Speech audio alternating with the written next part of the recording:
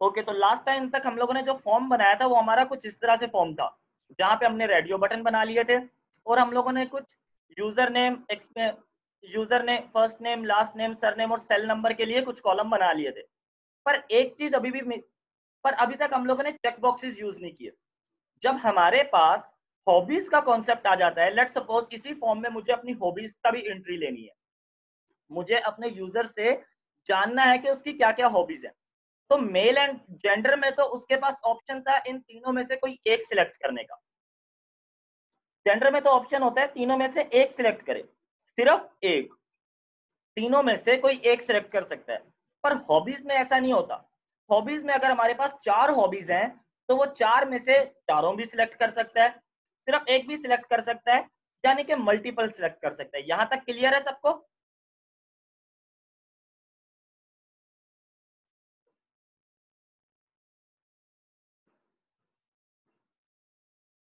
Okay, so let's start hobbies. Hobbies के लिए मुझे क्या करना पड़ेगा, जैसा कि हमें पता है कि हमने अपने फॉर्म को टेबल में अलाइन किया हुआ है। तो नई मतलब नई रो के लिए यहाँ पे अब मुझे नई रो ऐड करनी है। नई रो ऐड करने के लिए मुझे क्या करना पड़ेगा, सबसे पहले एक टीआर का टैग देना पड़ेगा। टीआर के टैग के बाद मुझे इसके अंदर एक टीडी का टैग देना पड़ेगा। टीडी के टैग के अंदर मैं एक लेबल का टैग दूंगा और लेबल में मैं यहाँ पे लिख देता हूँ हॉबीज। लेबल में लिख देता हूँ हॉबीज, लेट्स सी चेक। यहाँ पे मेरे पास एक हॉबीज का सेक्शन आ गया है। पर अब यहाँ पे मुझे अपनी मल्टीपल हॉबीज देनी है। लेट्स सी, मैं स्टार्ट करता हूँ 4 से। अब दूसरा, अब इसके बाद, अब यहाँ तक तो मैंने एक कॉलम बना लिया है। ये आपको पता है, ये हमारे पास एक कॉलम है। अब जो इनपुट फील्ड्स आएंगी वो कहाँ आएंगी, नेक्स्ट कॉलम में। उसके लिए मुझे क्या करना पड़ेगा, उसके लिए मुझे एक और टीडी बनाना पड़ेगा, टेबल डेटा। अब यहाँ पे मैं अपनी इनपुट फील्ड बनाऊंगा। पर अब इनपुट फील्ड में टाइप क्या रखूंगा, अब ये चीज नोट करना लाजमी। इनपुट फील्ड में टाइप क्या रख रहा हूं मैं, चेक बॉक्स। इनपुट फील्ड में टाइप क्या रखी मैंने, चेक बॉक्स। तो लेट्स सेव इट। अब ये देखो, ये हमारे पास चेक बॉक्स आ गया। अब चेक बॉक्स के आगे भी कुछ लिखा हुआ आना चाहिए। अब जो मैं आगे लिखूंगा वो किसके जरिए लिखूंगा, कम ऑन रिप्लाई। जो आगे लिखूंगा वो किसके जरिए लिखूंगा,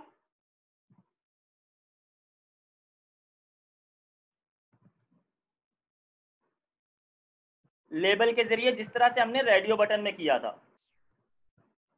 लेबल के जरिए जिस तरह से हमने रेडियो बटन में किया था। तो मैं फर्स्ट हॉबी लिख देता हूं क्रिकेट। Let's check. तो ये मेरे पास एक हॉबी आ गई है क्रिकेट की। अब इसी तरह से मुझे 4 हॉबीज और बनानी है। तो मैं क्या करता हूं, इसी तरह से मुझे 4 हॉबीज और बनानी है। तो मैं अपने टीडी टीडी के टैग को एक और इनपुट फील्ड बनाता हूं और इनपुट टाइप क्या रखूंगा मैं यहाँ पे, चेकबॉक्स।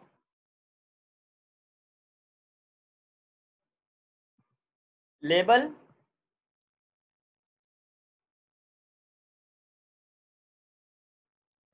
फुटबॉल। अब बाकी के लिए मैं कॉपी पेस्ट कर देता हूं।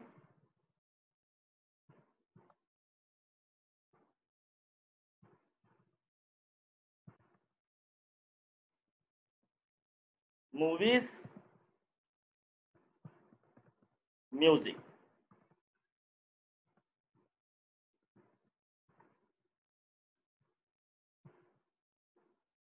अब ये देखो, ये हमारे पास हॉबीज सारी एक ही लाइन में आ रही हैं। ये सारी हॉबीज, अब पर जो चीज, ये हम इनको सेपरेट लाइन में तो कर सकते हैं डीआर का टैग यूज करके। पर सबसे पहले इनकी फंक्शनैलिटी चेक करते हैं। जैसा कि हमें पता था, मेल या फीमेल में हम सिर्फ एक सिलेक्ट कर सकते थे जेंडर में। पर यहाँ पे मैं मल्टीपल सिलेक्ट कर सकता हूँ। 4 हॉबीज सिलेक्ट करनी है, 5 हॉबीज सिलेक्ट करनी है, या एक भी सिलेक्ट नहीं करनी। सबसे पहले इन्हें न्यू लाइन पर लेकर जाते हैं।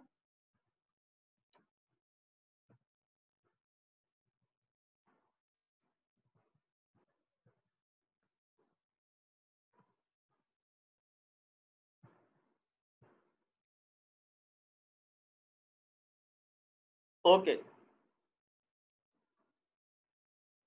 ओके, तो अब यहाँ पे वो तो चेक का टैग मैंने यहाँ लगाया हुआ है, जिसकी वजह से ये यहाँ पर कस्टम, हर दफा कस्टम सिलेक्टेड आ रहा है। तो हम लोग यहाँ पे मेल पे चेक लगा देते हैं कि बाय डिफॉल्ट मेल सिलेक्टेड है, तो मेल सिलेक्टेड आ रहा है। अब देखो ये हमारे पास क्या आ रहा है, सभी सेपरेट लाइंस में आ रहे हैं, पर हमें पता है कि रेडियो बटन में ग्रुपिंग कौन सा टैग करता है। रेडियो बटन जब हमने बनाया था तो हमें एक ग्रुप क्रिएट करना था, तो कौन सा टैग करता है, नेम का टैग। और बैकएंड से कौन जोड़ता है, रेडियो बटन को बैकएंड से कौन जोड़ता है, कम ऑन रिप्लाई नेम का टैग बैकएंड से भी जोड़ता है। अब यहाँ पे भी हमें क्या करना पड़ेगा, यहाँ पे भी अब इसको भी तो बैकएंड से जोड़ना है हमें, इनको भी तो हमें बैकएंड से जोड़ना है, इन हॉबीज को भी तो हमें बैकएंड से जोड़ना है। तो हम कौन सा टैग यूज करेंगे, इन हॉबीज को बैकएंड से जोड़ने के लिए कौन सा टैग यूज करेंगे, सॉरी टैग नहीं, एट्रीब्यूट नेम एट्रीब्यूट है। तो यहाँ पे मैं क्या लिख लेता हूँ, हॉबी।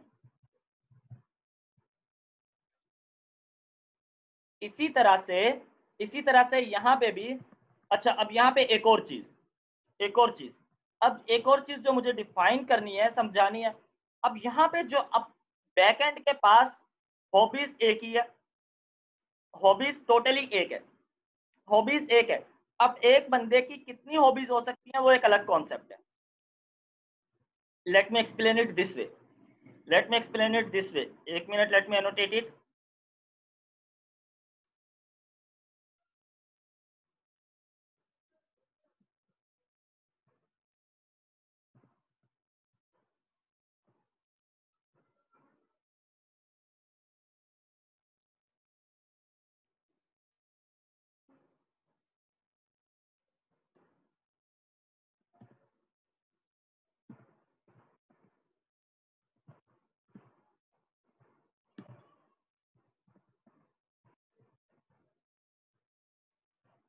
अब फॉर्म का एक्शन कहां जाएगा, यहां से इस फॉर्म का एक्शन कहां जाएगा, लेट सपोज यहां पे मैं एक्शन के एट्रीब्यूट में लिख देता हूं,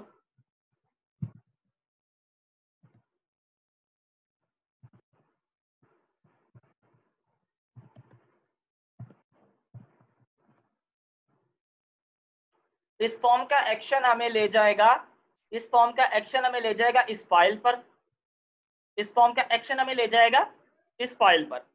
अब इस फाइल में मैंने बताया होगा, इस फाइल में मैंने बताया होगा कि अगर तो कोई नेम नाम की फील्ड आए, अगर कोई नेम नाम की फील्ड आए, फर्स्ट नेम नाम की फील्ड है तो उसे फर्स्ट नेम में रख दो। लेट से यहाँ पे मैंने बोला फर्स्ट नेम में नेम नाम की फील्ड रख दो। इसी तरह से मैंने बोला कि कोई लास्ट नेम की फील्ड आए तो उसे लास्ट नेम नाम में रख दो।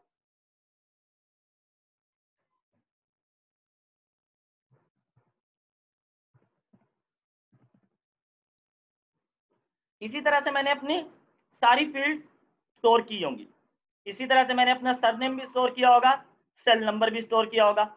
अब आते हैं जेंडर और हॉबीज के कॉन्सेप्ट पर। अब जेंडर के लिए मैंने क्या किया होगा, मैंने कहा होगा कि यहां से, वेट अ सेकेंड, जो कुछ भी यहां से आए उसको किस में रख दो, जेंडर में। जो कुछ भी यहां से आए उसको किस में रख दो, जेंडर में। और हमें पता है जेंडर में एक वक्त में कितनी वैल्यूज आएगी, जेंडर में यहाँ पे एक वक्त में कितनी वैल्यूज आ सकती हैं, एक वक्त में कितनी वैल्यूज आ सकती हैं, सिर्फ एक वैल्यू आ सकती है, एक से ज्यादा नहीं आ सकती। और यहाँ पे मैंने जेंडर भी नाम रखा हुआ है इसका, सही है, सॉरी मैंने वहां पे जेंडर 1 नाम रखा है, यहाँ पे भी जेंडर नाम, यहाँ पे मैंने जेंडर 1 नाम रखा हुआ है इसका, जेंडर 1 नाम रखा है, तो मुझे यहाँ पे भी जेंडर 1 करना पड़ेगा।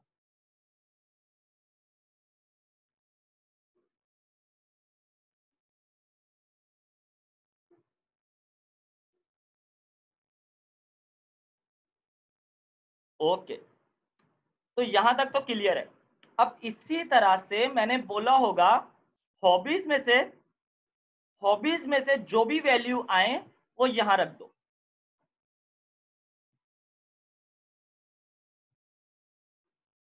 हॉबीज में से जो भी वैल्यू आए यहां रख दो। पर एक सेकंड, हॉबी में हमारी मल्टीपल वैल्यूज आ सकती हैं, हॉबीज में हमारी मल्टीपल वैल्यूज आ सकती हैं, यहां पे तो हमारी सिर्फ एक वैल्यू जा सकती है, जेंडर में हमारी एक वक्त में सिर्फ एक वैल्यू जा सकती है।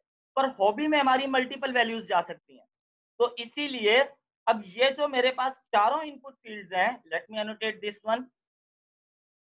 अब ये जो मेरी चारों इनपुट फील्ड्स हैं, क्या ये चारों हॉबीज हैं? ये चारों हॉबीज का हिस्सा है। तो इसीलिए इन चारों पे नेम का एट्रीब्यूट क्या आएगा? इन चारों पे नेम का एट्रीब्यूट क्या आएगा?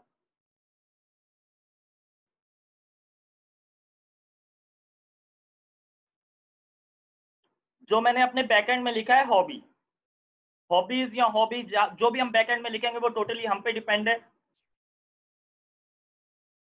कि हम क्या नाम देते हैं इसको। तो मैंने बैकएंड में हॉबी लिखा है, तो इसलिए मैं यहाँ पे भी, अब यहाँ तक क्लियर है कि यहाँ पे मुझे बैकएंड में चारों इनपुट फील्ड के आगे क्या लिखना पड़ेगा? नेम का एट्रीब्यूट क्या देना पड़ेगा? यहाँ पे भी हॉबी देना पड़ेगा और यहाँ पे भी हॉबी देना पड़ेगा।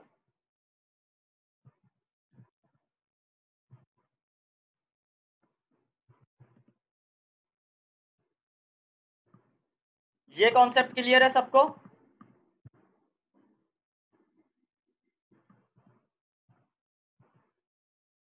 पर चेक बॉक्सेस का नेचर होता है कि चेक बॉक्सेस एक वक्त में मल्टीपल सिलेक्ट हो सकते हैं। चेक बॉक्सेस का नेचर होता है कि वो एक वक्त में मल्टीपल सिलेक्ट हो सकते हैं। तो अगर मैं यहां से क्रिकेट एंड मूवीज सिलेक्ट करता हूं, तो अब बैकएंड में क्या वैल्यूज जाएंगी? हॉबीज में बैकएंड में क्या वैल्यूज जाएंगी? क्रिकेट एंड मूवीज दोनों, क्रिकेट एंड मूवीज दोनों। अगर मैं यहां से क्रिकेट एंड रीडिंग सिलेक्ट कर लेता हूं, तो बैकएंड के पास क्या जाएगा? क्रिकेट एंड रीडिंग दोनों। ये चीज क्लियर है यहां तक? बिल्कुल, जो सिलेक्ट किए होंगे हो जाएंगे। यहां तक क्लियर है सबको? सो लेट्स आगे चलते हैं। अब इससे आगे हम लोगों ने देखा था पासवर्ड फील्ड। जैसा कि जब हम लोगों ने अपने टेक्ट्रॉन के लिए रजिस्टर कर रहे थे, तो हम लोगों ने पासवर्ड फील्ड देखी थी। ओके, तो वेट अ सेकेंड,